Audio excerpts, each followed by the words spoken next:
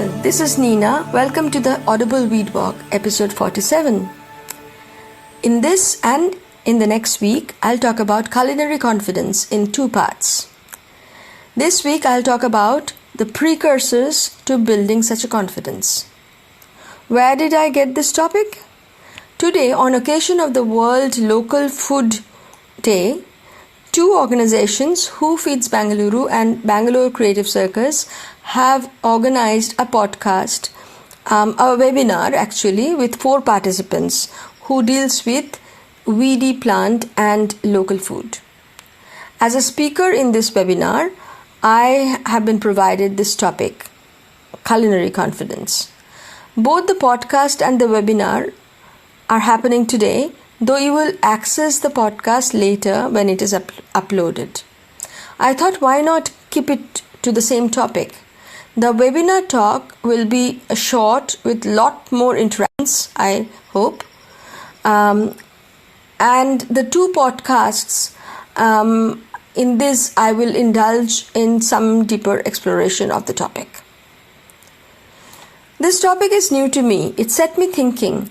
While I conduct Weed Walk, give seminars, and even have delved into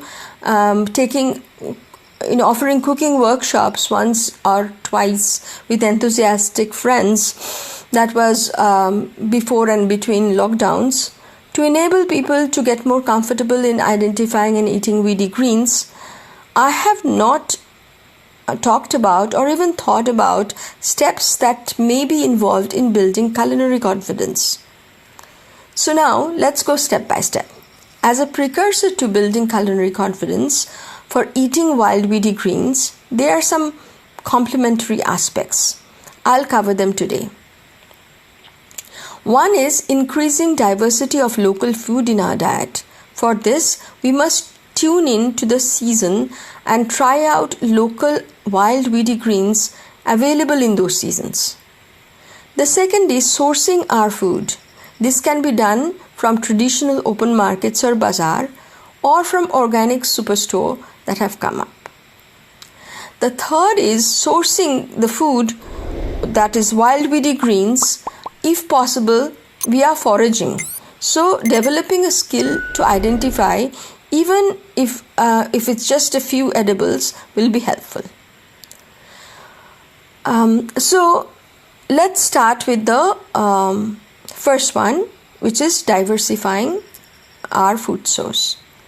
My own journey as a foodie had started from being an extremely picky and fussy eater.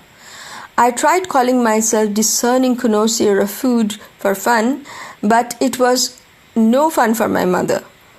But from being that person to enjoying different food, texture, flavor, cooking medium, and experimenting with them, creating fusion food got initiated when I came to South India to study ecology.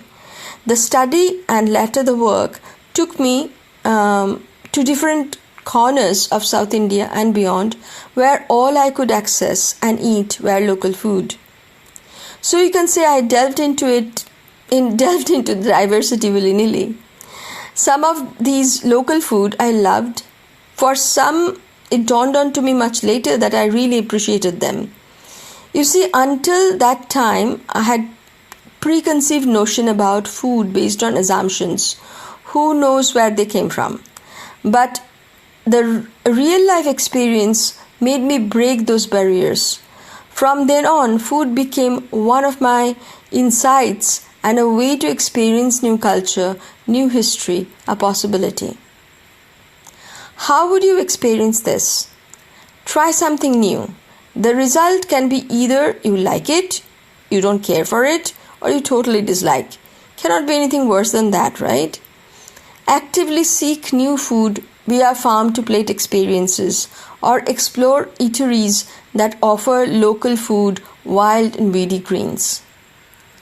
Now we come to the second point, which is sourcing the wild weedy greens, even some that are unfamiliar to you. Purchasing is one good first option. This can be done from 2 sources. One is open market or bazaar, wherever you are, and the second is organic food store in the cities.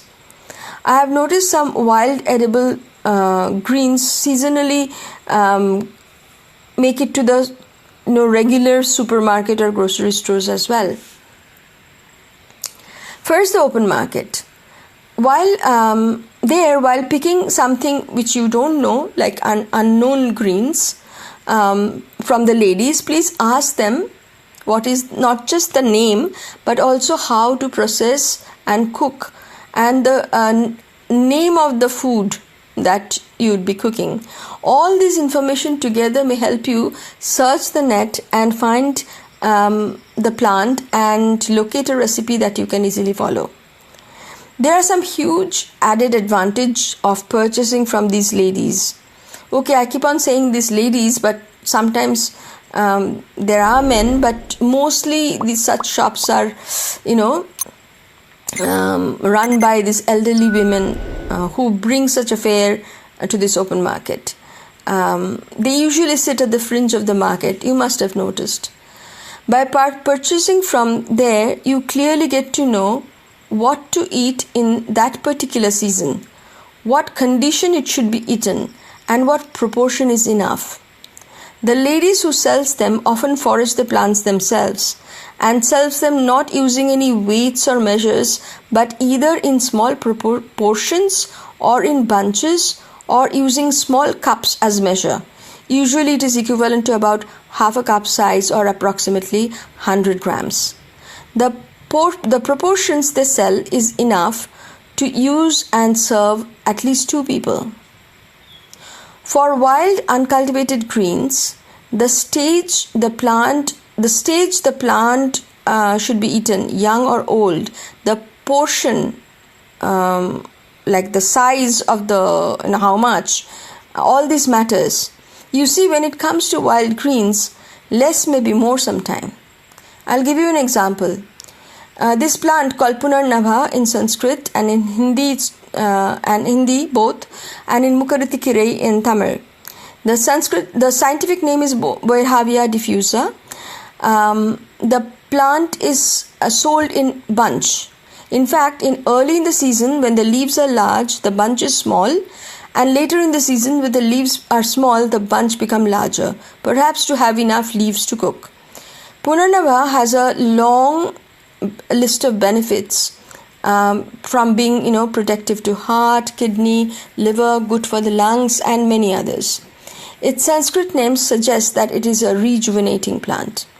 In my opinion, it is also excellent to eat, very tasty. Florence, a fellow Aurovilian, had experimented and found a perfect recipe to cook it somewhat like a spicy palak or spinach.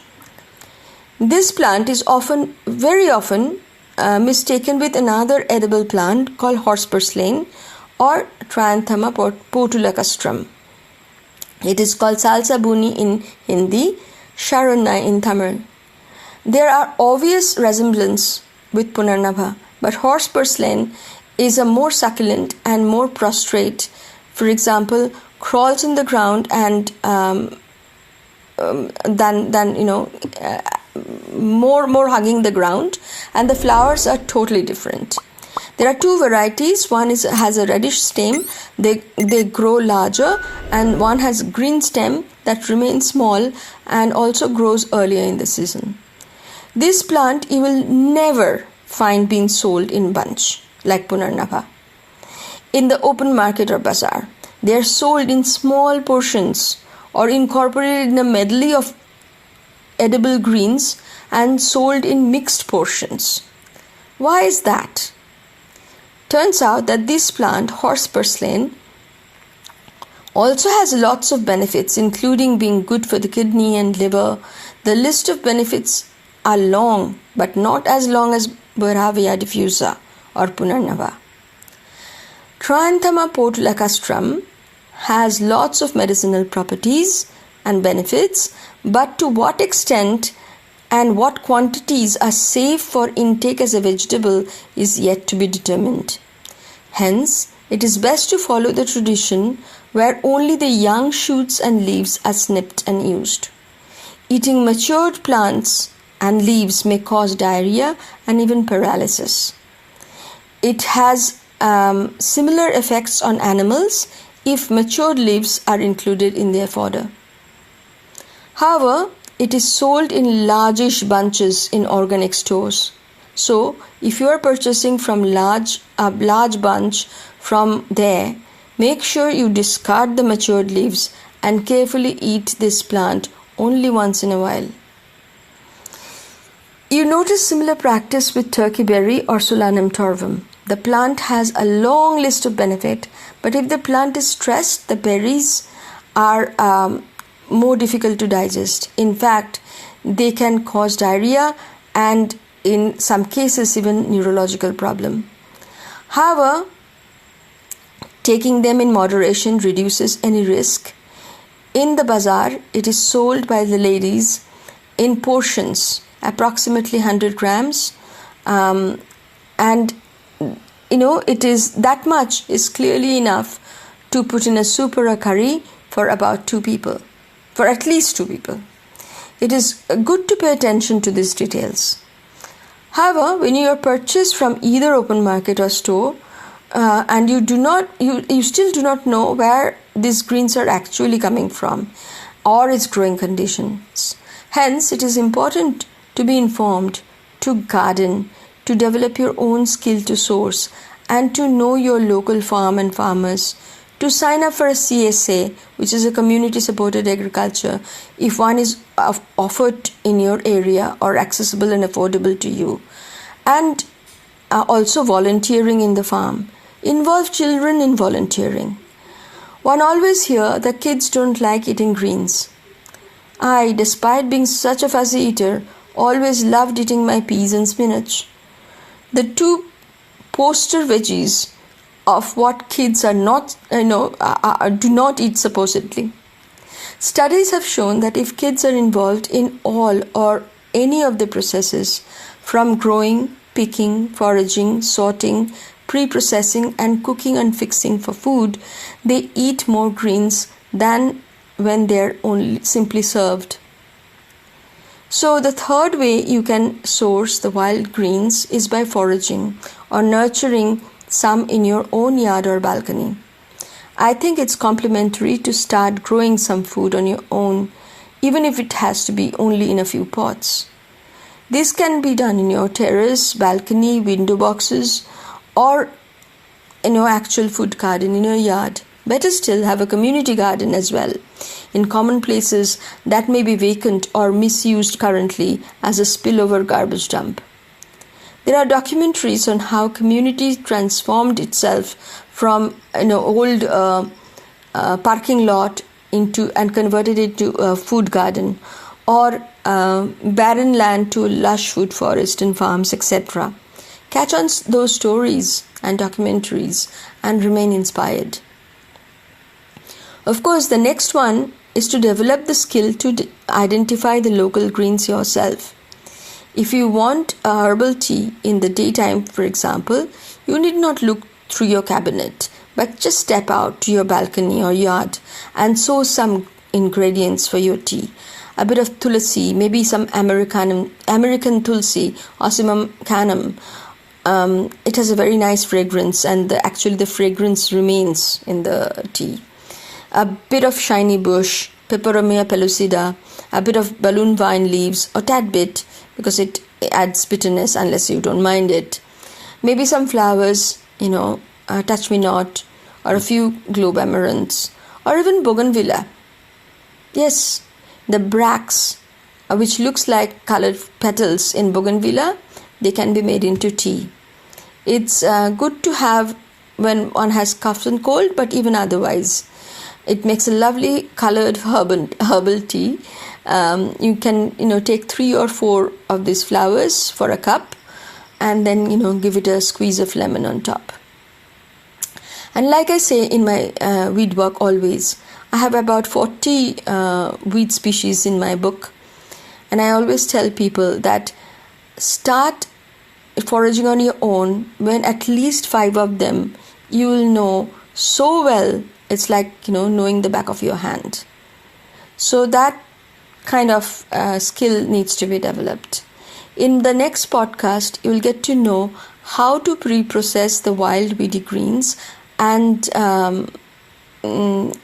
go step by step guideline to develop culinary confidence in cooking and using wild weedy greens. Until then, stay well and stay safe. I'll see you next week.